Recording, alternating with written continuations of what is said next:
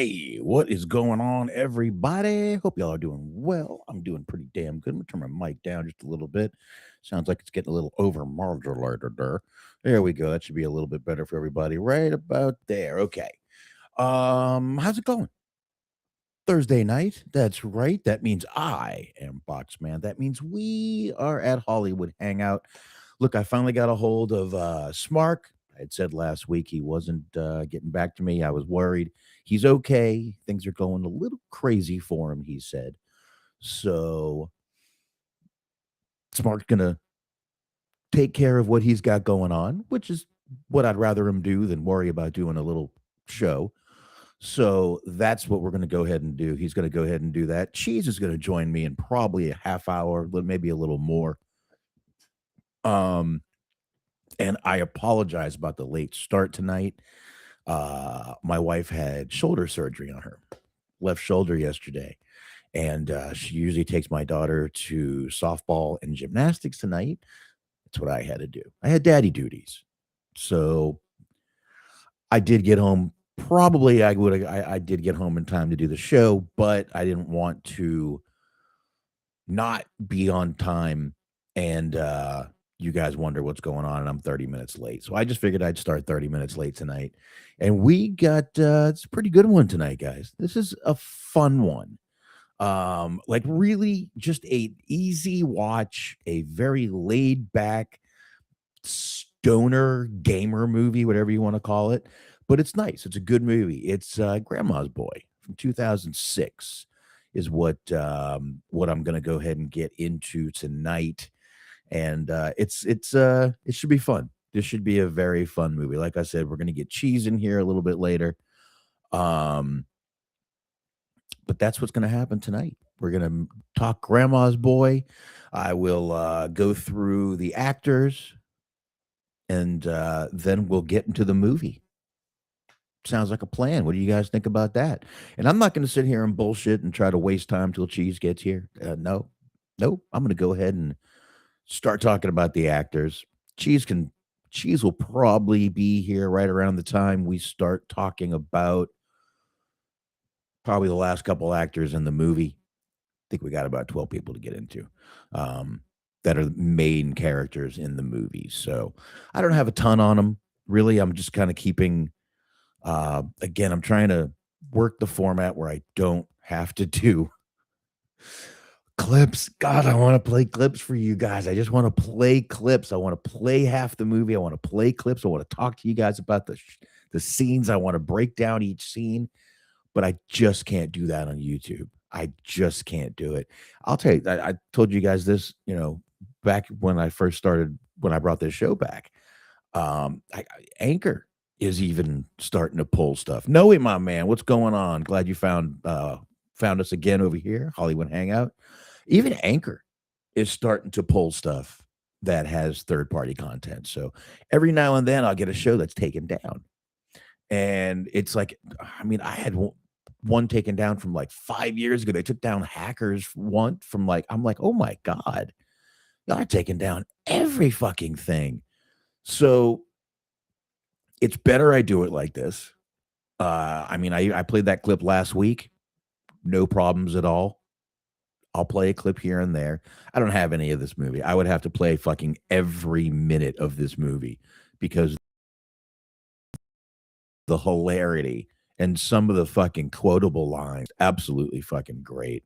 Again, Grandma's Boy from 2006 is what we're going to talk.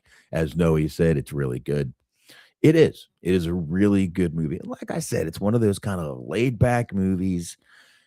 Very quick watch. It's an hour and hold on here. I'll give you the runtime. Give me 1 second. I think it's like 132, 134. And that's with credits. This movie is about an hour and 28 minutes, give or take, with if you don't watch the credits. So let's go ahead and kick off some of these actors that we're going to be talking about.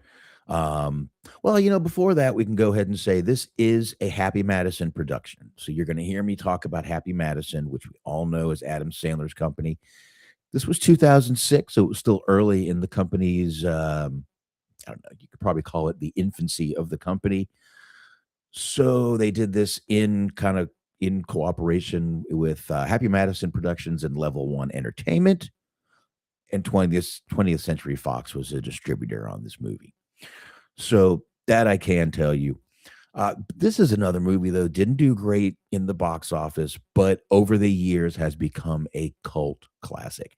I gotta say, that has become kind of a motto of this show, the cult classic. Airheads, cult classic, all this shit. Um, listen, True North, I swear. For those who arrive, he said, for those who arrive late, Smark is trapped in Boxman's basement with the Mexican housekeeper. Time to expand. No, I swear to God. I swear. I do not have Smark. Nah, like I said, he's taking care of some shit, and like I said, I'd rather him take care of whatever he has to take care of. I didn't get into it, so I don't know. So don't pry. You won't get anything. I don't know anything. He just said he's been having a crazy time, and I get it. I get it. Look, there's been storms and shit up there, and there's crazy times everywhere right now. Everything right now is crazy. I'm not even going to get into any of that. What we're going to start doing is we're going to start talking about those actors real quick. Give me one sec here, folks. That's what happens when you smoke pot. You get dry lips. All right. Let's talk about some of these actors. All right. Let's start this one off. That's what someone who had him would say. Good God. If I had a basement, this would be a true story, maybe. I don't even have. There's no basements in Texas. The only state I've ever lived in that ever had basements was when I was born. From 1 to 6, I lived in Boston. They had basements. Otherwise, I've never lived in states that had basements. Ever. North Carolina, no basements. Well, no basements. You could just, they always had little crawl spaces under the house, but that was it. Nothing big. Florida, no basements. Too much water. And here, no. You fucking hit oil out here if you had basements. Seriously. True North once again. Prince Andrew True North talking to Luke here. Prince Andrew goes to jail and now Smark is MIA. What the fuck? I know, man. Look, don't start trying to put things together like this, all right? Just relax, guys. Let's start talking about these actors. Get you guys out of here. Hi, Ridge. Good to see you. Yeah, as I said, guys, you're probably here for Cheese, not for me. He'll be here in about 20 minutes, hopefully. So yeah, I will have some help. But I'm like I said, I'm not going to sit here and bullshit with you guys about all bunch of stuff. So let's go ahead and get into these actors. Let's start out with the main character and one of the writers of this movie, Allen Covert. Let's get Allen up there. Let's get a little picture of me up here. We'll go right there. Allen Covert. Now, very recognizable if you are a fan of any of the Adam Sandler movies, Happy Madison productions. You have seen Allen Covert in many, many parts. Now, in this movie, he plays Alex. He's a 35-year-old video game tester who's been forced to move in with his grandmother. He tried doing a few things. It just didn't work out to get other sleeping arrangements at friends' houses. But he was, as I said, this is his most prominent starring role is this movie, Grandma's Boy. Now, he was incredible in 51st Dates as 10-Second Tom. You guys remember 10-Second Tom? He has a 10-second memory span. He was Otto in Happy Gilmore, and in Jack and Jill. He was in both those movies as the same character. He was the homeless caddy. He was Sammy. the '80s guy in the wedding singer, his the '80s friend, Phil D'Amato in Big Daddy. Love Big Daddy. That's such a good movie. Um, and yeah, he's key in these Happy Madison films.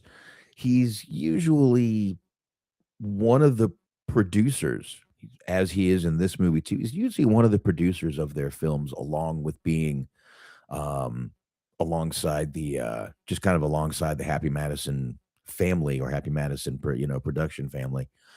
But he has produced more movies than you think. He has produced Grown Ups, Hotel Transylvania, The Longest Yard, Anger Management, and as I said, he co-wrote this movie. He co-wrote Benchwarmers, Eight Crazy Nights, and Bucky Larson, Born to Be a Star. And he's also collaborated with Sandler on a lot of his comedy albums and the songs for the comedy albums. So he's definitely he was college friends with Adam Sandler, and he's been in everything Sandler's been in since 1989, going overboard with Adam Sandler. So he's a staple of the old Sandler crew, if you will. But this movie is very much kind of starring him. It really is not kind of, it is starring him.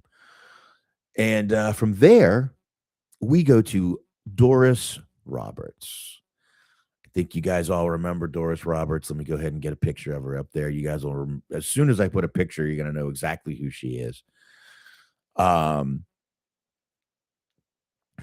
True North wanted to know why that picture was him.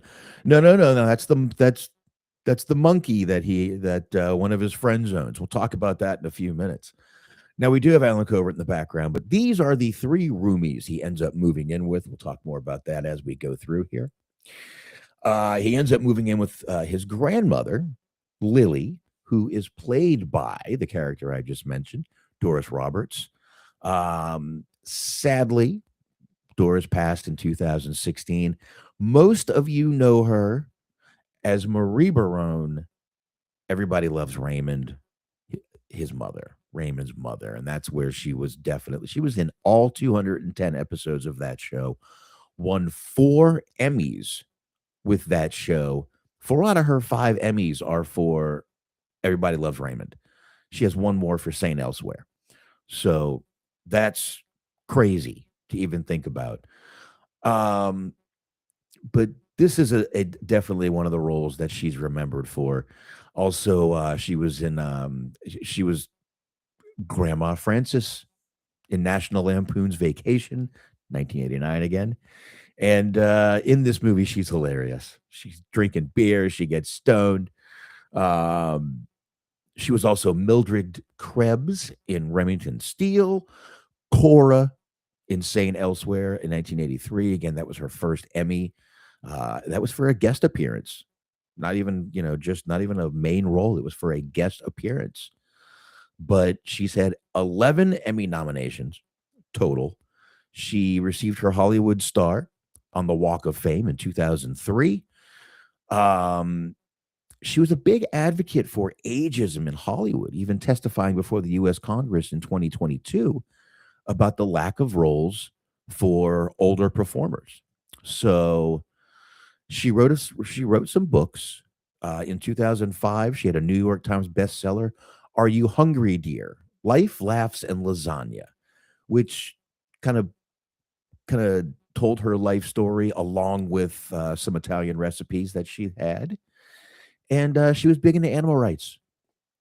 Puppies Behind Bars. That was the name of her animal rights group. And she was also big into the Children with AIDS Foundation, raising money for them. But she was just unbelievable. I know her mostly from Everybody Loves Raymond and this movie, I guess you could say. But sitting beside her is uh Jones. Oh, hold on. We got Cheezman here already. Cheezman made it early. He made it early. I can't hear him, but he made it early. He's not on mute. I don't think his mic is plugged in. Let's see. We'll know when we can hear him. Hey, what's up, Dirk? Good to see you, brother. No, I still can't hear you. No, seriously, I still can't. I'm not fucking with you. I'm not pulling a smart. I really can't hear you. I can see you. Let me. Oh, no. Oh, there you go. I got you. I forgot to change the settings. I don't know why. It always has me set to the wrong. All right. You're cutting out a little bit, though, but now I can hear you a little bit. Yeah, I hit the cord and kind of unplugged it for a second. Oh, there you go. Now you're perfect. Perfect. All right. Well, you haven't missed much. Appreciate you stopping by, man. Appreciate it. You haven't missed much. The only thing I've done is talk a couple actors real quick. There's my wife. That's why I was late tonight. She had surgery. Oh shit. What you need, babe? You need my wallet? This is fucking hold up.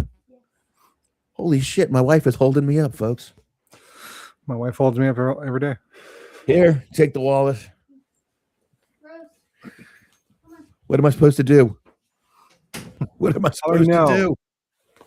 Give her the fucking wallet. That's what you're supposed to fucking do. Give her the fucking wallet. My wife can't take mine. It's tethered to me. Oh, yeah. I can't pull that look off very well, so I don't. But yeah, all I've really done so far is talk a couple actors in this wonderful movie that we're going to be going over. Yeah, appreciate you taking one of my suggestions. Do what? I appreciate you taking one of my suggestions. Oh, no problem, man. When you mentioned this one, I'm like, yeah, that's a nice, easy one. And then this week got fucking crazy. I forgot my wife had surgery. That's why I've been such a crazy week. And I knew I had running around to do, and I'm like, shit, one fucking day notice, quickest movie on the list, Grandma's Boy. Yep. And I had seen it most recently. I've seen it so many times, I don't need to see it recently to know it. Yeah, I'm glad I watched it again because I forgot how funny it was. I think I watched it like 4 months ago. That's like that's when I watched it. But I watched it again, and I'm like, God damn, this shit's funny. It's funny that it's the funniest Happy Madison movie, and it's like one of the only ones that doesn't have Adam Sandler in it. Yeah. Coincidence? I know. I know. He had a lot to do. I mean, it was just his company putting it together. It wasn't that big of a deal. Yeah. But we have, again, let me get that picture back up here. Now, I just talked about Doris Roberts right here, the mom. God rest her soul. Absolutely. The mom from Everybody Loves Raymond. Yep. And now I'm talking about the lady over here, the third one over. Yep. And that is Shirley Jones. Yeah. She is the cougar of the bunch. She is very experienced, very forward, very veteran cougar. Veteran cougar, yeah. She has some of the greatest lines. Jerked off. I gave Charlie Chaplin a hand job. Was he silent? Not when I was done with him. Great. She is awesome in this movie, and her acting career goes pretty far back. But she plays Grace in this movie. As I said, she's probably the cougar of the bunch, the experienced cougar. But I mean, she was in shows for being gay all the time. Yes, yeah. Yeah, but she go look at your Playgirl or something. Yeah, I guess set you up with my grandson. I'm not gay. Denial. But I mean, she goes as far back as 1970s. She was one of the Partridge Family. She was Shirley Partridge. That show was on for 4 years. She's an Academy Award winner. Also, she won Best Supporting Actress for her performance in Lulu Brains. She was a vengeful prostitute in the 1960 film Elmer Gantry. And she's also a singer. Yep, she's done musicals, Oklahoma, Carousel, and The Music Man, 1955, 56, and 1962. She's old. Yeah, a little bit. Yep. True North says this Cheezman broadcasting from a gay man's antique shop. Nope, that's just my living room wall. My wife will cut you if she ever meets you. She does all the decorating, not me. Oh, the clock is me. I bought the clock. I fucking love clocks. Y'all can't see them, but I have a clock of a guy in a zoot suit right there. Mm-hmm. I have a clock in front of me that is a old school movie reel to reel, and it lights up and does all kinds of stuff. I have a World Series of Poker clock back over here on the wall.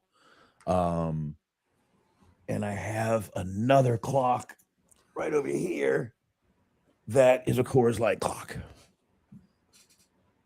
So I got some clocks in this room. Y'all just can't see them. And one barometer. And one barometer. Necessity in Texas. Well, actually, that was given to me when I lived in Florida. Fucking same thing, really. Right. But I brought it here, and it's kind of gone with me, and it kind of goes in every room I use as my office. So it's in here. But yeah, I got clocks everywhere, man. People used to just buy me clocks. People used to buy me clocks, and I love them. I fucking love walking through Target and Michael's and going to look at the clocks.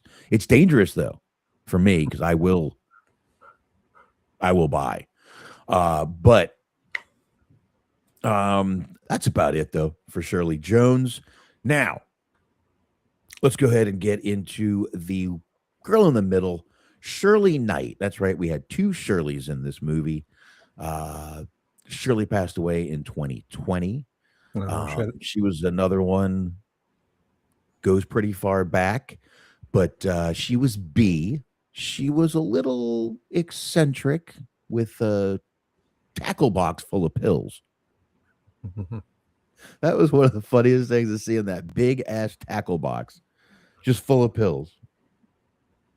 That was crazy. It says be a heart, but not be a star. I know it's B. That's her name, but it makes the way the letters are on there. It looks like it says be a heart. I think it is Bia. I don't know why I said B. It is Bia. I mean, it could be either way. It is BEA.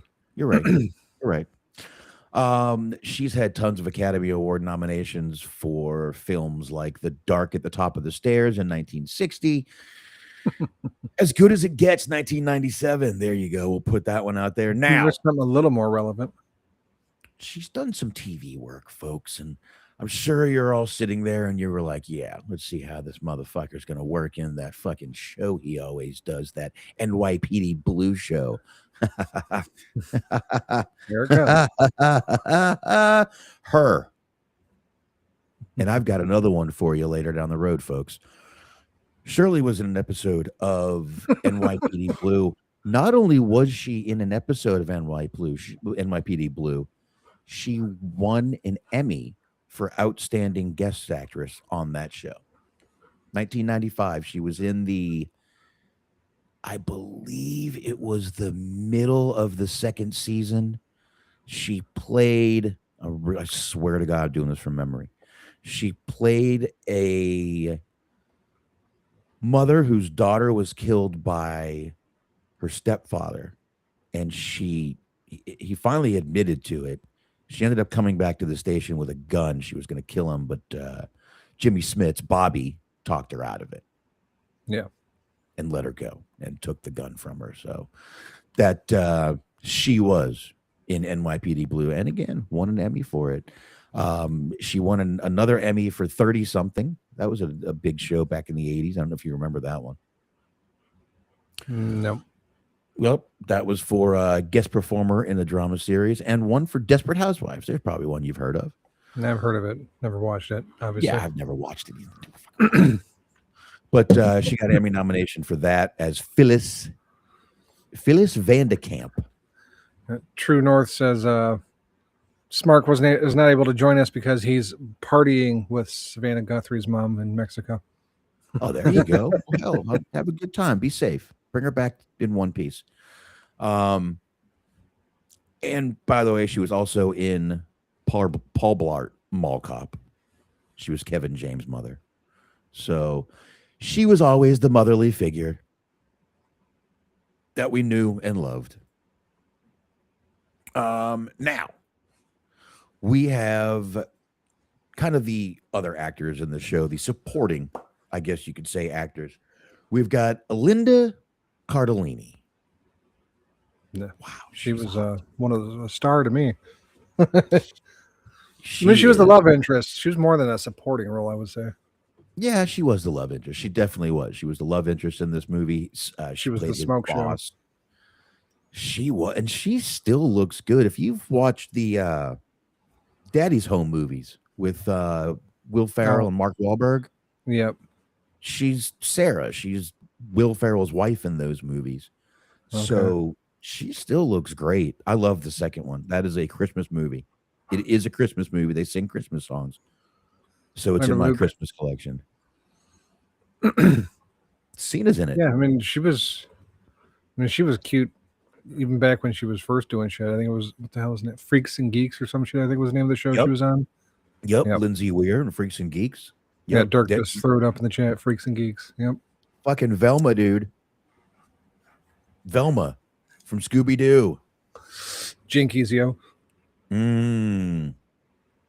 Jinkies is right. Everyone knows she's the hot one. She was in She made me jerkies. Yeah. She was in ER as Samantha Taggart. She plays Samantha in this show. I don't think they ever say her fucking last name. They just call her Samantha. Yeah. I don't think they ever say her last name. I'm actually no, IMDb. She's Samantha in IMDb. In Grandma's Boy? Yeah. I'm pretty sure Mr. Cheezle introduces her with her full name. I just can't remember what it was. Well, it's not even an IMDb. He might. I think you're right. I think he does when JP comes in. Yeah. But she's done a ton of stuff, as we just talked about. We talked about most of her probably main performances. ER, Mad Men, Dead to Me, a few more of them. But she was great in this. And I mean, hold on, we got the wrong picture up here. I almost forgot. We got a picture here. Here we go. Come on, nudity. Beautiful. No, man. I don't know. Let's see. He says the fact about this movie was that Alex was the man, even though the haters tried to bring me down, but didn't. There you go. It was. They did. They tried, and fucking JP tried to steal his goddamn movie. Prick. It was a game, but yeah. And then it got owned by Alex's grandma. That's right. That's because she was a badass even back then. Demonic. We got more on that game a little bit later. Now, we were just talking about JP, so let's talk about JP. Let's talk about him. There he is, the Matrix gear wearing. I'm not even sure what this is. Such a crazy fucking character. Odd and eccentric. But he played it perfectly. Oh God, did he? Oh my God. I mean, he's been in so many things but I mean, he was in Dodgeball. I was gonna say, honestly, the only thing I could think of, the only other movie I could think of with him in is Dodgeball. He's in Avatar. I don't watch Avatar. I haven't seen it either, but he's in Avatar. He was in the TV series Bones. He had a reoccurring role in that show. Spiral, another TV show. Okay, I was gonna say Spiral, the Saw movie, but never mind. Oh no! It is a movie. Spiral, 2007. Yes, it is a movie. Sorry. Okay, maybe I don't remember seeing it. I only seen that movie once too, though. To be fair, he actually co-wrote and co-directed that movie. This scene where he's up against the wall and he's got his coat out and his leg up under it. How did he see me? That's my favorite line of the movie for some reason. Just the way he says it. He's so baffled. How did he see me? And he looks around like, my God, what? He's like a magic man. Oh my God. Yeah, dude, this character was so fucking great and necessary in this movie. But yeah, he's great. He was great in Dodgeball. He was hilarious in that fucking movie. But this is probably one of his most quoted performances just because of the things he says are so ridiculous. Thinking about getting robot legs. Doctor said it's a little risky, but I think it's worth it. Or when Kane comes in and he's like, does the music scare you? Yeah. What if you had robot ears? Yeah. Did it scare you? No. Kane's like, just don't like techno. I know. Kane's like, what the fuck? Kane, another very small role, but memorable at the same time. Very. And actually, I couldn't find a lot on him, so I don't have his name in here. We'll get it before the show, before we're done with all these actors and actresses. But JP was great, and as I said, that character needed to be in this movie. Thank God it was. Then we had the great Kevin Nealon, Mr. Cheezle, the holistic hippie boss, owner. I believe he's the CEO. Avoid his tea parties. The CEO of the company, Brainasium.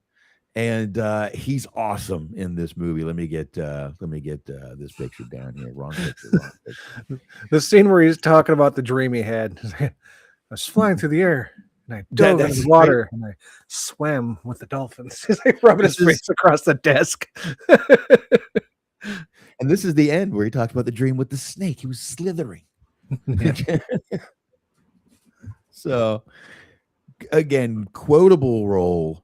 Great one. Most people do know him from the 90s SNL. He was the weekend anchor. I believe he took over for Dennis Miller, who was pretty fucking legendary in that role. We know him again from the Happy Madison universe as Gary Potter from Happy Gilmore. Go ahead, Happy. The hole is his home. Yeah. Send him home, Happy. Doing the bowl dance, feeling the flow. Feeling the flow. Feeling it. But he was in Weeds also. He was Doug Wilson. But Mr. Cheezle is such a funny fucking character, and I honestly don't know who else could have pulled it off. Kevin Nealon is just one of those actors where you're just like, God, he's just fucking funny. He just does the roles, and he's memorable for any small role he plays. And you know him. He's got the voice. He's got the look. I love the soul patch in this movie. Fucking amazing. Wow, Mr. Cheezle, where do you get your weed? From you, Dante. We're going to be talking about Dante in just a couple minutes. Don't worry about that. I'm getting to him. He's a strange character, as is this character that we're about to talk about. That's really it on Kevin Nealon. He's just he's not in a ton of movies. But Nick Swardson, folks, been in, again, a lot of those Sandler movies. This one by far his best role, though. Yeah, this definitely is. He was in Grown Ups 2. That was when they couldn't pay Rob Schneider what they wanted to, and they brought in Nick Swardson as his brother. They never explained that in the movie, but it's supposed to be his brother in the movie. If you're just supposed to somehow know that. You got the internet to learn things like that. Yeah, it's exactly what it is. But if you ever watch a Reno 911, Nick Swardson should look a little familiar to you. What the fuck he was the roller skating, always happy hooker. Male hooker. Yeah, so he had a name. I can't remember what it was. I think it was like Terry or something like that. But yeah, Terry Bernardino. Yeah.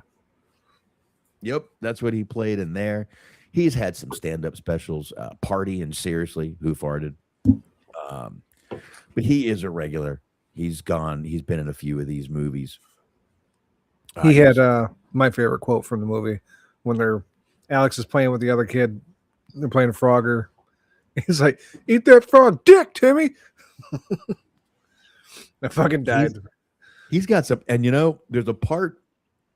I don't know if I have this in the trivia, but there's a part in the movie where Nick Swardson is in there, and it was right in the beginning of the movie where Allen Covert Alex is trying to stay at his house the first night, and they're talking about the bed. That whole bed scene was all improv, and the shut up was 100% real because he wouldn't stop improving about the fucking bed. It's a fucking sweet car. But I mean, he was in Benchwarmers. God, that's a funny fucking movie too, right there. Just Go With It, The Wrong Missy. He was in Happy Gilmore 2, which I have not watched yet. But he's another one that's been kind of in a lot of these cult classics. Excuse me, that beer's getting me burpy tonight. He was in a little kind of he was in something called 30 Minutes or Less. Wasn't anything big. Oh yeah, so I seen that movie because I used to deliver pizzas, and that movie's about delivering pizzas. Yeah, it was a Danny McBride thing. Yeah, which was a Danny McBride thing. Blades of Glory, another one I want to watch. I need to watch Blades of Glory. I didn't watch that one. I didn't either, but I need to. He was in Malibu's Most Wanted. That was an old Jamie Kennedy movie. He was co-writer on that. And he was in Leo 2023. He was the Cinnabon the bunny in the animated Netflix hit. So there you go. But Nick Swardson, always hilarious. Anything he's in, he's fucking hilarious, man. Yeah. Yep. Even though he says he's hilarious, even in Adam Sandler movies, he's always funny. But there you go. So we got that. Now we got another one that we're going to get into. We don't have many actors left to talk about. That's fine. But this one I've got a little extra on just because of the career he's had. Now, talked about this guy in Wolf of Wall Street. A while I know what we're talking about now. And that is Barry in this movie. That's Barry. You know what? I think we forgot to say the. By the way, Nick Swardson's character is Jeff. We didn't say that. I forgot to say that. Yeah, he sleeps with Jonah Hill, the old lady. Yep, we've got Jonah Hill here, and I did not want to show the boobies, even though they are amazing. And by the way, that is Heidi Hawking, is her name. She's really only been in 5 things. Really wasn't way more than 5 things have been in her. Wasn't really worth getting. I thought for a second, I'm like, is that the Heidi from Kill Tony? It's not. It's not. I feel like there's porn out there with her in it somewhere. This with which one? Heidi from Kill Tony? Yeah. No, Heidi Hawking. This one. Really? I don't know. I mean, look at her. She hasn't had a whole lot of acting roles. There's porn out there with her, I'm sure. Why don't you take a look for that? But lucky man Jonah Hill. This was a young, heavy set Jonah Hill. Yep. Early funny Jonah Hill. Yes, and he was the lucky man who got to put his face between those beautiful boobies. Lucky man. That is a great part to land. Right. It is a great part to land, and he landed it. You got to admit. But he plays Barry.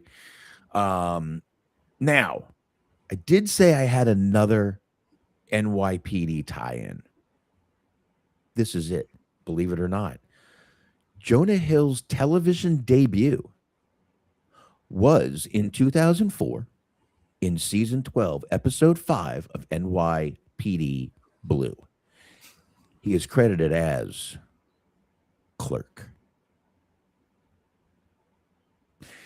I was wrong. There's no Heidi Hawking porn out there.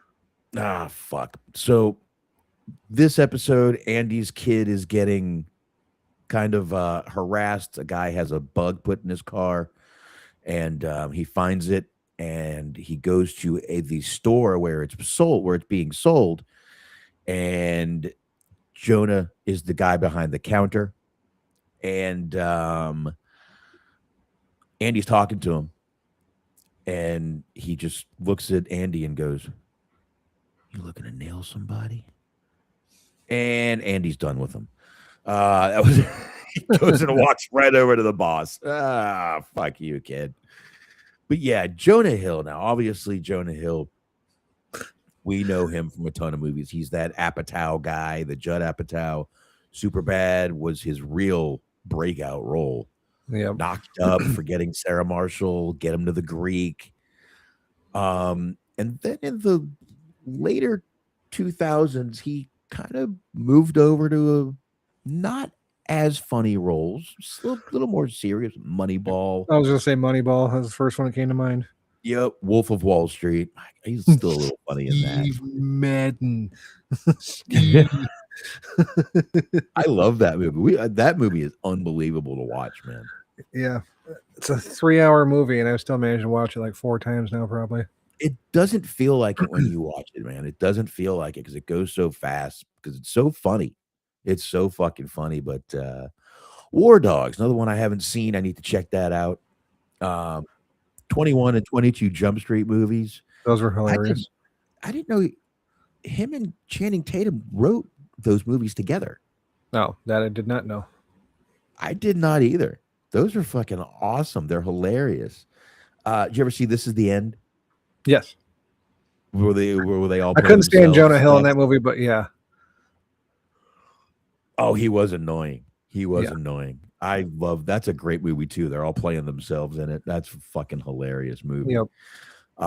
And Don't Look Up 2021. I never saw that either, but he played the president's son and chief of staff. Yeah, check that one out for sure. That was a good one. I think that one's got Leo in it too.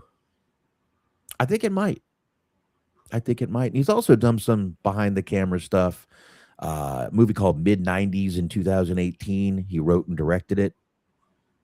It's all about skate culture from the mid-90s. Maniac 2018. This was a Netflix limited series where he kind of reunited with the Superbad co-star Emma Stone. Yeah. So he's done a few things behind the scenes also. And that's all I got on that. So let's bring up another one of the absolute fucking amazing fucking characters in this movie. Oh, you know what? Before we do, real quick, I just want to mention Kevin Nash even has a cameo in this movie. Yeah, he's at the very, very beginning. He's there right in the beginning. Kevin Nash comes walking in. My friends here, they take your balls and they remove them through your anus. We're going to talk about Rob too. But we've got Peter Dante, who a lot of times plays the character Dante. Which you're going to figure out in just a minute here. But yeah, we have Peter Dante. Now, he's definitely known for a lot of pretty much all of the Adam Sandler movies. Yeah, the quarterback and Waterboy. Yep, Waterboy, Big Daddy, Mr. Deeds, 50 First Dates, Grown Ups 2. He's been in all of them. Now, Grown Ups 2 is funny because he plays the same character. I like it when they throw, callback characters. It was. Have you've seen Grown Ups 2? No. Well, there's a part where he's a police officer in that movie, and his partner is Shaquille O'Neal in the movie, and he's talking to Adam Sandler's. I can't believe you're a fucking cop after all the fucking shit you used to do. And he says, the Peter Dante you knew is dead. This side of the law is way better. So he plays the same character. And then Shaq came in and said, you need to buy some car insurance for your car. And 50,000 other products I endorse shamelessly. Now, the best thing about this character, though, is if you watch the movie closely, and it's very subtle, he keeps adding more ponytails to his hair. By the end of the movie, he has 5 ponytails in his hair. Somehow I never noticed that. And I've seen that movie so many times. Dude, it's subtle. Honestly, a couple of weeks ago, I saw a video on that. And I'm like, holy fuck, I've never noticed that. But it is 100% true. If you watch the beginning, he looks like this. This is in the beginning of the movie. And then after the lion gets loose, look at him on the TV. He's got a big fucking ponytail, like a man bun ponytail. Yeah, I remember that. But by the time they're down there in the with the and they're smoking all this shit, he's got like 5 fucking ponytails. So it is subtle, but it is there. But he is a hilarious actor for the kind of, again, the kind of Happy Madison family, but he's been in all the Sandler movies somewhere, some way. You just got to look for him. In 51st Dates, he was a security guard. He was only in it for a couple minutes, but he was in it. Mr. Deeds, he was the pizza shop guy. Murph, hilarious. Big Daddy, he was him and the next guy we're going to talk about, Jonathan Lubram, they were a couple in 51st Dates. Oh, that's right. I couldn't remember what the hell it was at first, and now I remember. Yeah. Oh, I'm sorry. And Big Daddy. Yeah. Big Daddy. Now, that's another name you see in a lot of these Adam Sandler movies. I looked for a picture of him and Grandma's, but I couldn't find it. But he was another one. He was in Waterboy as Lyle Robideau. Remember that name because he's in Grown Ups too as Robideau. So I wonder if he's still got that same crazy deep voice. Crazy voice, and can really do that with his eye. That ain't bullshit. That's no camera trick. Yeah, he's the roommate at the beginning when they're playing the fucking boxing game. He's like, "Fuck! Stop hitting me!" Now he plays a character named, let's see, where are we here? We're Jonathan Josh. Now he's not in the movie very long, just long enough to explain why Alex has to move in with his grandmother, because Josh loves Filipino spanky hookers. They're not hookers, they're massage therapists. Yeah, they'll massage your cock for money. For money. Nash. He does make another appearance, very brief, later in the movie, at the party scene when they're going around the room. He's sitting there, and he's got all the Asians with him. He's like, "I love Madame Cameos." I know. Fucking weird. Fucking awesome, dude. Scott says he's got that Shawn Michaels eye. Yeah, a little worse, but yeah, it does. But he is great in all the Sandler things. You always know him. He's got the voice, the look. He's very noticeable in every Sandler movie. So that brings us to, we have 2 more to go through, and then we are finished with these actors. Actually, 3 more. We've got Rob Schneider. Now, Rob Schneider plays a character, not in this movie very long, right in the beginning. Yeah. He's a landlord named Yuri. Now, I didn't notice until this screen grab right here, but they lived at 420. Yes, they did. They did. Now, no one knew what Rob Schneider's character was going to look or sound like until the day he showed on set for filming. The accent is supposed to be Armenian. Okay. So whatever it came off as, they weren't sure. They weren't quite sure, but they said Nick Swardson thought it was absolutely fucking hilarious. Whatever Schneider was saying, whenever he was saying it, absolutely hilarious. But Rob Schneider has done a ton of stuff. Little Nicky, 51st Dates, The Longest Yard. He was just the You Can Do It guy in those 3 movies. Yeah, You Can Do It. Yep. Oh no, he suck again. He's in he's also Nazo the delivery guy in Big Daddy and Mr. Deeds. He played Ula in 51st Dates. He's in Don't Mess with the You Don't Mess with the Zohan. But Deuce Bigalow, a main role for him. That was the first ever Happy Madison production, actually, right there. And The Animal, a little kind of not well-known movie of his. It's like an hour and 20-minute movie. It's so easy to watch. And it's fucking funny, and the girl is gorgeous in that movie. I forget who it is, but she is hot. So, But yeah, I mean, Rob Schneider right now, if you is basically touring right now as a comedian, and he's on Kill Tony a lot. Yeah, I was gonna say I just seen a clip of him on Kill Tony. Yeah, he's on Kill Tony a lot. A lot of people are starting Dropped to an really. N-bomb. Did he? No, he didn't. Yeah, he didn't use the hard R. He was shit, I can't remember his name. One of the dudes from the Chappelle Show. He played Ashy Larry in one of the skits. I know he was arguing with one guy, but I didn't think he dropped an R. No, like I said, this was he was just the dude was trying to talk, and Rob Schneider kept fucking like singing what he was saying in the background. And dude talking was a black guy, and he said it, and Rob Schneider didn't hold back, just said it, repeated him exactly.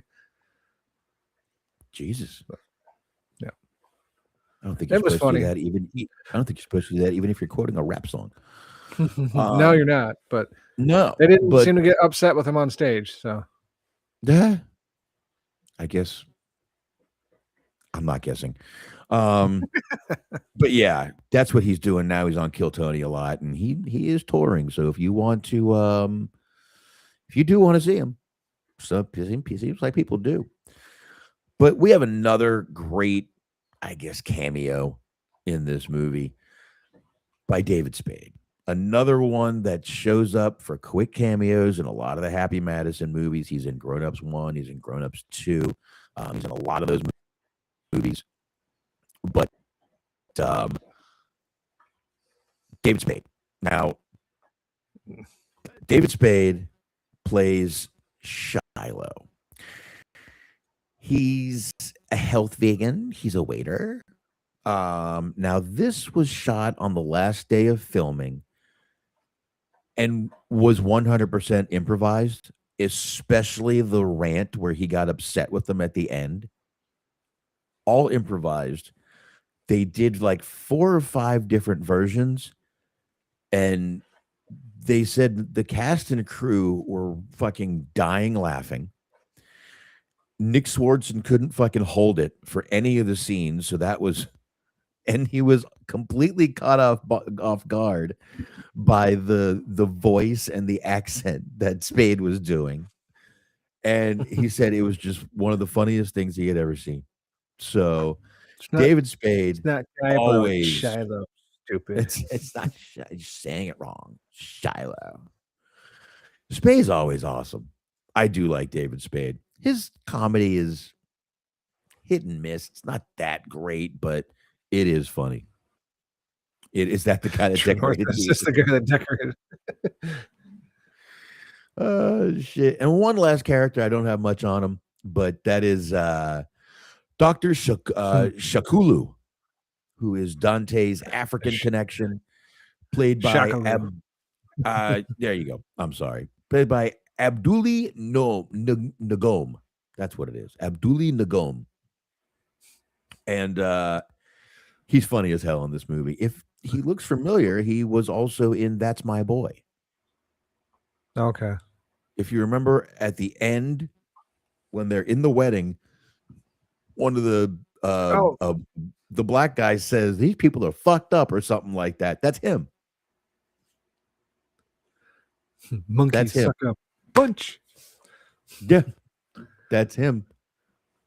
That is him in that movie too. He's in That's My Boy. So another one of this kind of Sandler guys that kind of rolls around with him. But that is all the actors for Grandma's Boy. So really from here, talk a little bit about the plot as we're just kind of talking about the movie a little bit. So we've talked mostly about a lot of it already. But I guess you could start off with we've got the eviction. Jeez. We said Josh loves the jerk-off hookers, the Filipino jerk-off hookers, and has been spending their rent money on it, which he finds out from Rob Schneider, Yuri. He first tries to stay at Nick Swardson's house, but he ends up jerking off on his mom. So that didn't work out. He tries to stay. Good. He tried. I can't stop. Oh my God. What? Fucking awesome. Fucking awesome. Can't believe you came on my mom.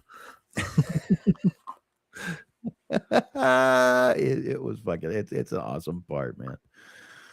Then he goes to try to stay at Dante's house. Actually, I think he went to Dante's house first and then went to the other house. But he just can't fucking sleep anywhere. So he ends up finally going to his grandmother's house. But remember, he's lying right now in the beginning to his friends and saying he's sleeping with 3 hot chicks in his house that won't leave him alone. Roommates won't stop watching porn. I can't get any work done. Shit. But yeah, they're working on a game called Eternal Death Slayer 3. Yeah, 3. Eternal Death Slayer 3. Yeah, 3. Right. Anyway, and he first night he ends up sleeping in the office. No, yeah, before he ends up at his grandmother's. And this is where he wakes up to Samantha. My God, imagine waking up to that. Right. In any context. Are you an angel? Where did you come from? And she's brought in from New York to oversee the game and make sure it gets put out on time. So this all kinds of things going on. Eventually, like I said, he does end up going to his grandmother's house. Alex does. But he's lying until eventually they end up showing up at his office, kind of out him. No one really cares. The video game is eventually, after a few little things, the video game's going to be done on time, and they have a party. They were supposed to go see Shiloh, but they decided to go drink and party instead. Well, yeah, because Cheezle set up fucking Shiloh. Yeah, and they went to just like a local, like almost like a fast food type place, and then from there they end up at Alex's grandma's house because Nick Swardson said he's going to pee out of his ass. Yeah, Swardson had to go duty. So when they're there, they're having fun, and my God, Samantha gets drunk off her ass and does an incredible karaoke version of Salt and Pepper's "Push It." Yes. Until she falls over. My God. Trying to lick her own titty. She was trying. She was trying. And that's when she fell. Yeah, they didn't want to go too far with that, I guess. But after they should have went further. Should have. But after the party, they made the next morning when Alex wakes up on the fucking countertop and there's an oven mitt under his head as a pillow. And he looks around and everything's just immaculately clean. He's like, did I hallucinate a party? I know. Grandmas will clean, man. They'll fucking get up and clean. I don't know how we didn't hear that clock, but anyway.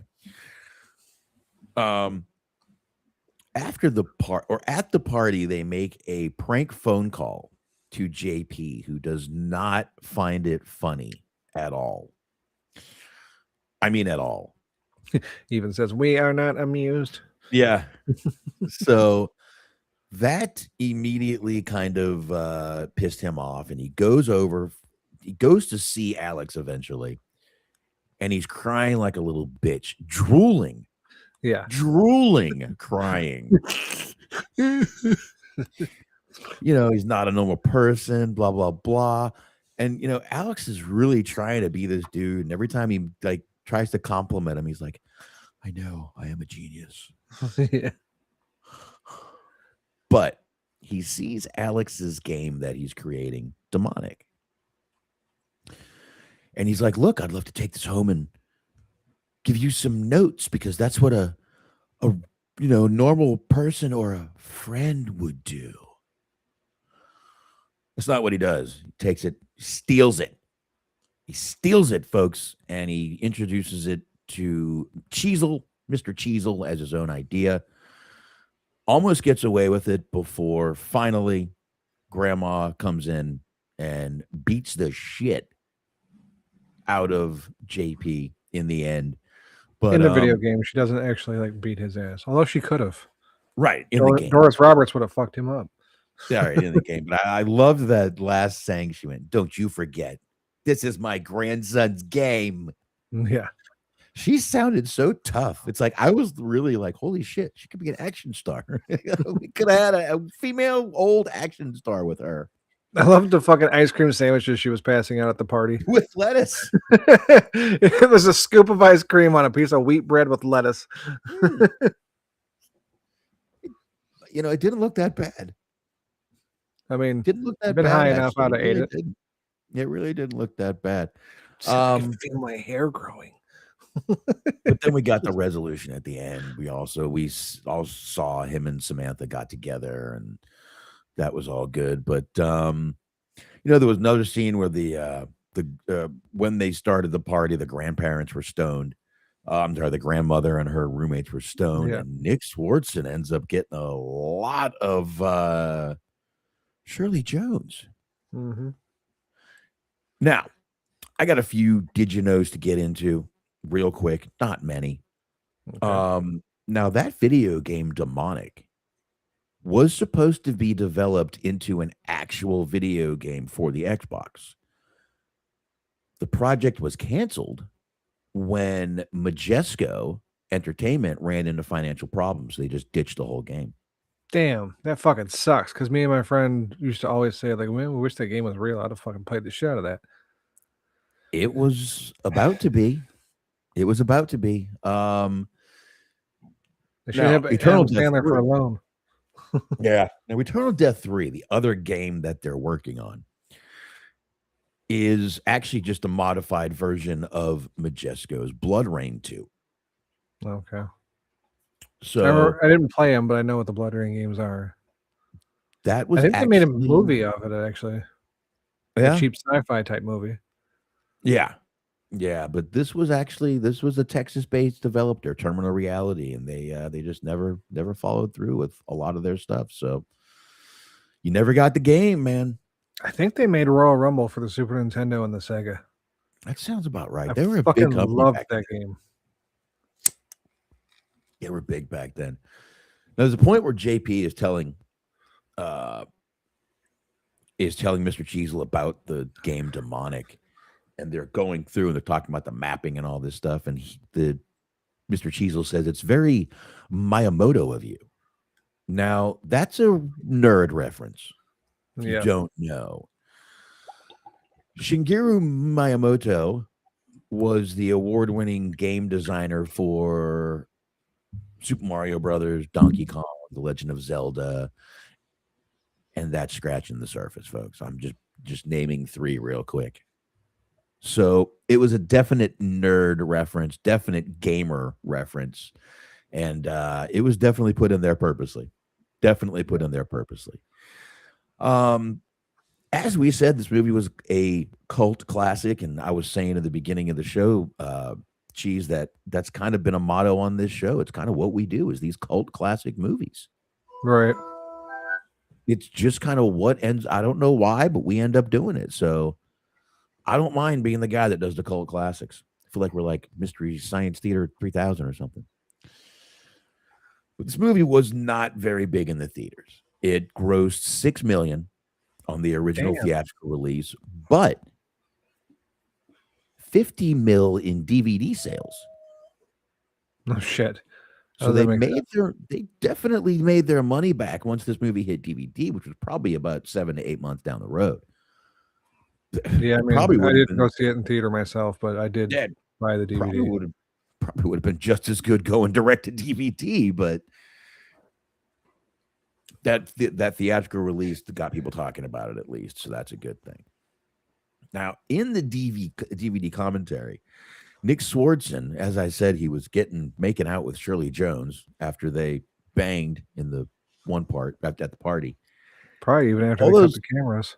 Well, he said it was really awkward doing that because her husband was on set every day. And I mean, they were like jumping on each other at some points, man. It was rough. Yeah, I could see how that would be in the office. Uncomfortable.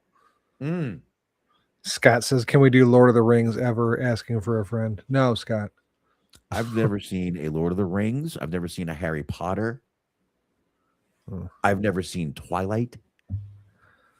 I think I've seen 2 of the Lord of the Rings.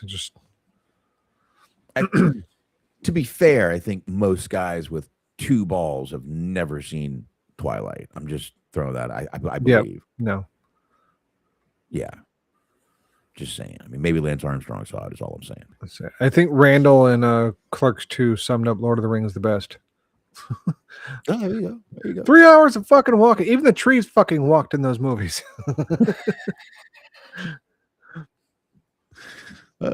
Shit. All right. We were talking about this part where JP is, kind of trying to be incognito right outside of his office. And when he walks out, now this isn't, it's shown twice. When he's showing Samantha around the office, you also see this. It is a big kind of poster of gay robot. Okay, yeah, I remember that. That was actually a television series written by Nick Swardson. Oh, no shit. And it was also a character from a sketch from one of Adam Sandler's comedy albums. Yep, I remember that one. Yep. And there's funny. also a small poster for it behind Mr. Cheezel's desk in his office. So that was one thing I wanted to mention. I got 2 more little ones. If you watch that segment where he's on the Segway in that little room, I am a genius. Going around those dividers, there's a horrible cut in the scene. That's because the cameraman fucking busted his ass into one of those fucking dividers. And instead of reshooting it because it was perfect, they just put a hard cut in there. So if you notice there's a cut where you see him, then you don't, then you see him again. That's the fucking reason.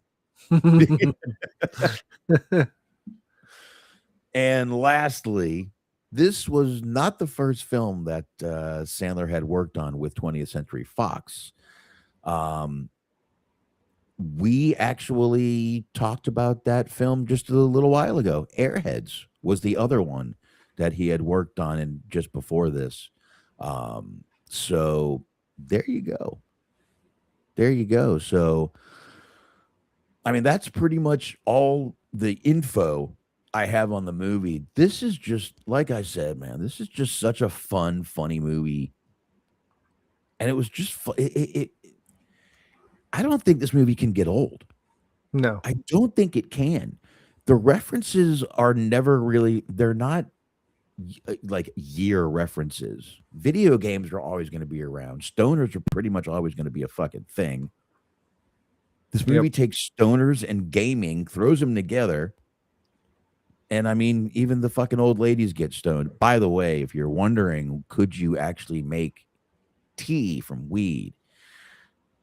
It's not water soluble. I think if you take already, what do they call that? Carbonalized. If you heat it first, yeah, you might be able to like make a tea out of it, but it's not water soluble. So I don't think that would actually work as a tea unless you did it right.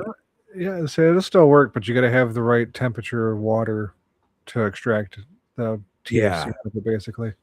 Which would be ridiculous. When I used to grow weed, I fucking would take all my leaves and stems and fucking the little bit of buds and shit that would be in the corners that you couldn't get off or weren't even fucking worth it. And I would boil all that shit. And I would boil it. I mean, you throw in a couple of sticks of butter, boil that shit for like 12 to 18 hours, keep straining out all the little bullshit, the leaves, the stems, and that. You got to run it through cheesecloth. And put it in the refrigerator. Yeah. I see what you did there. Yeah. And put it in the refrigerator, cut it up, wrap it up, throw it in a freezer. And then when I needed some, when I wanted to make some cookies or something with it, I'd pull it out, thaw it, and fucking use the stick of butter basically that I made in place of the stick of butter in the recipe. And I used to get people fucked up. Plus then you're cooking it again, which will, wow. You gotta cook it at a low temperature, otherwise you'll fucking burn it off. So I would have to cook a set of chocolate chip cookies for like 18 minutes. Yeah, because I had to cook it at a low temp. I mean, I've cooked it. Actually, what I do is I have, where is it? Here it is. I have, oh, hold on. I hit a wrong button. I have a vaporizer called the PAX. Okay. You seen this before? Nope. You push the button, little thing comes up, it lights up, it heats up. No shit. Bud goes in the bottom. I kind of modified it a bit. I have a screen at the bottom, but the bud goes in the bottom. You see it, that's about as color as it gets. It doesn't really get black. Yeah. Because it's not burning. This thing heats up to like 400 and some degrees, and you just get the vapor. Pretty much you're smoking the keef off the top is what you're doing. But Yeah, since this is I already just been have this. heated, Just I've got one of those out in the other room.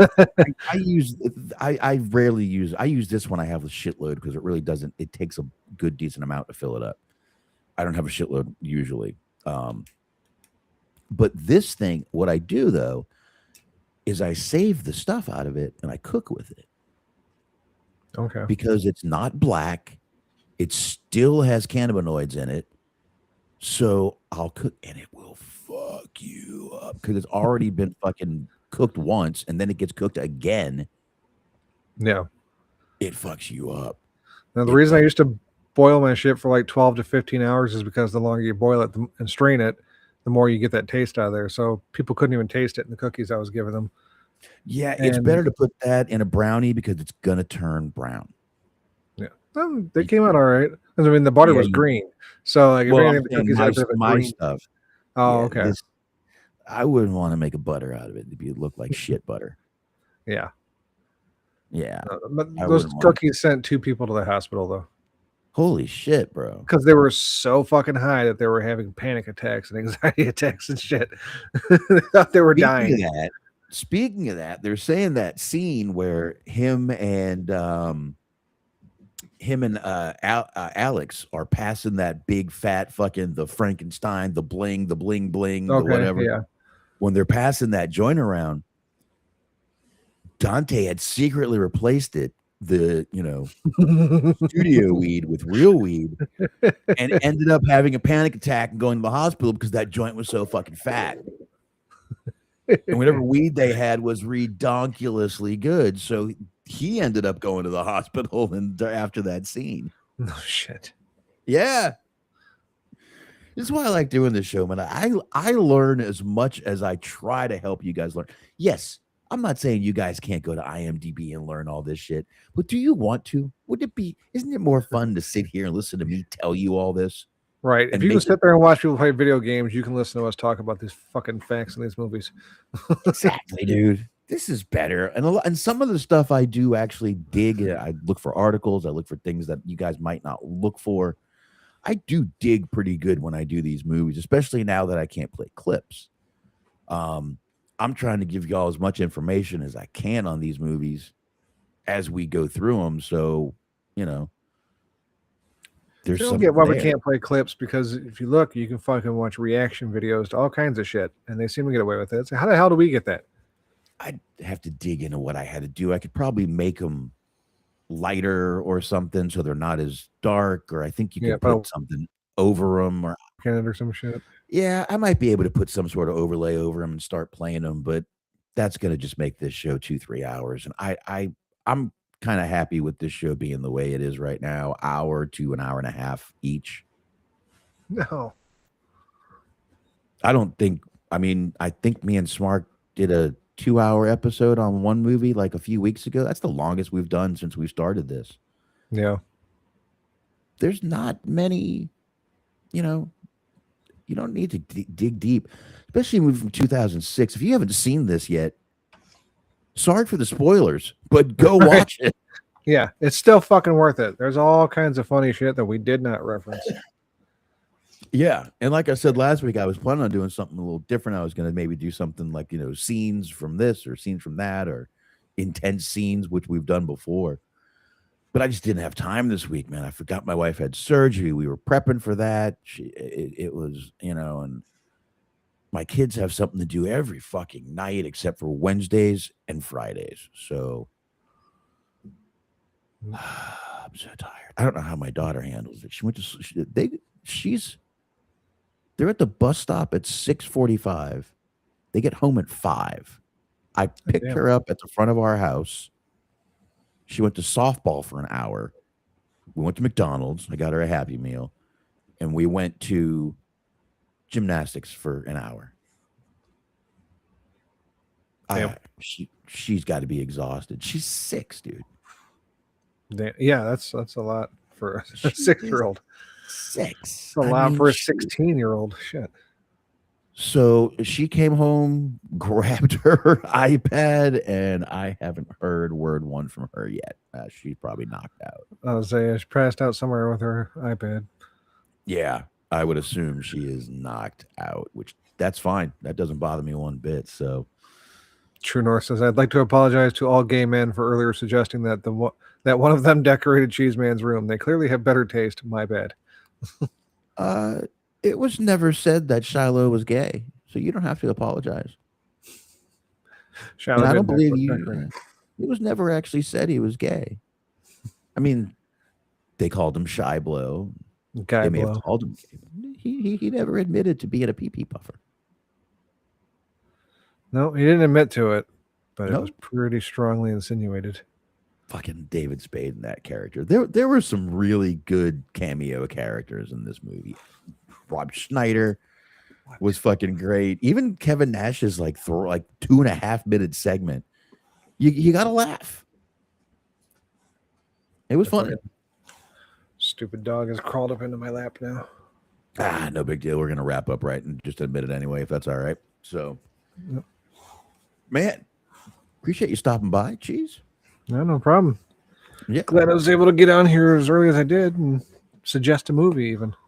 Yeah, anytime, man. Anytime. Yeah, Waterboy we had already done. Waterboy was one of our most downloaded for a while. Oh shit. I was just throwing out movies I could think of off the top of my head. For some reason, I just went blank. Yeah, fuck. Goodfellas. Man, we did that a long time ago, but something we could revisit on a Redux. That would be something good. That got taken down a lot of places because we played so many clips. Yeah. That one did. You know what? I'm gonna look and see if it's still on there. See if it's still up on Anchor. It might have been taken down. If it has, ooh, that's. I'm gonna look after the show. If on Spotify, I mean, I'm gonna look after the show. So Dirk has requested Screwed. I think Dirk requested it earlier as well, or maybe Scott. Maybe Scott requested it, and Dirk is bringing it back up. It's a Norm Macdonald movie, I think. I think that's the one with Norm Macdonald and Danny DeVito and Dave Chappelle. I'm not positive. That sounds right. Screw 2000. I see Dave Chappelle, Danny DeVito, Norm Macdonald. Yep. Hour and a half. Yeah, if you haven't watched it, definitely check that out. It's worth the watch. It's funny. Holy shit. I already see an NYPD Blue tie-in. The detective, Daniel Benzali. The detective. He was a lawyer. Andy hated him. Yeah, that's actually something we may do. If not next week, the week after. I'm going to leave that right there where it is. We'll do that in the next week or two. Yes.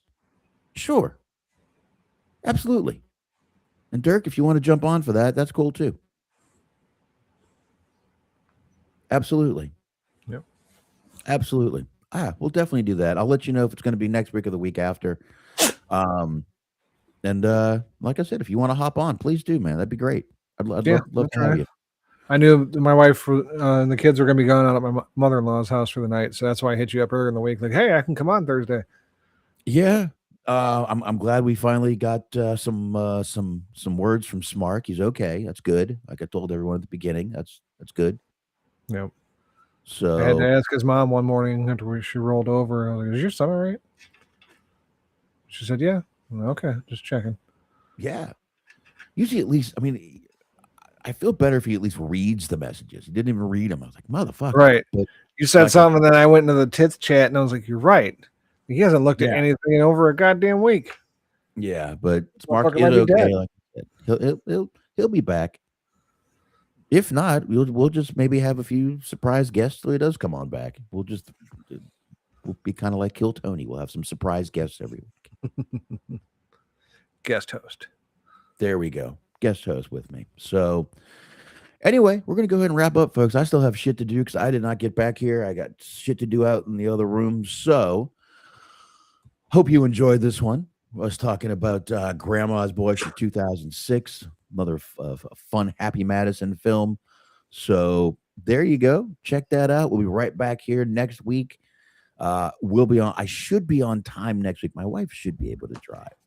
If not, definitely keep up. Check the community. You guys can always see what movie or whatever I'm doing. With I've been setting those up in the afternoon, so you guys got plenty of time to take a look at what's going on. And let's see. Here's another something feel good. Scott requests something feel good, like Requiem for a Dream. Requiem for a Dream. That is fucking far from feel good. Never seen that either. Never seen that. Nope, haven't seen it. But anyway, be back here next week. Definitely like, subscribe, come over here, subscribe to the channel. We'd like to get to 100 so we can start taking some money from you guys. Fucking pay me. We can do some Q&As. We can do some fun stuff if we can get some of that going. But on that note, folks, once again, Cheese, appreciate it, man. You got anything? No, I mean, I just want to give another quick shout out to everybody in the chat. Thanks, Dirk, Scott, fucking Luke, all popping in. True North as always. And then let me scroll down because he was contributing a lot in the chat too. I just can't remember his name because it's NO3.120. Yeah, Noe. Okay. That's my man Noe. Noe used to me and Noe used to work together. All right. Well, shout out to him for dropping in too. Noe it's always fun when people get in the chat and contribute and shit. I like it. Noe's a hell of a guy. Had a great chat tonight, guys. He's right. Definitely. Thank you, guys. I know you were here for Cheese, not for me, but I appreciate it anyway. Yeah. So, all right, folks. Y'all have a good night and be back here next week.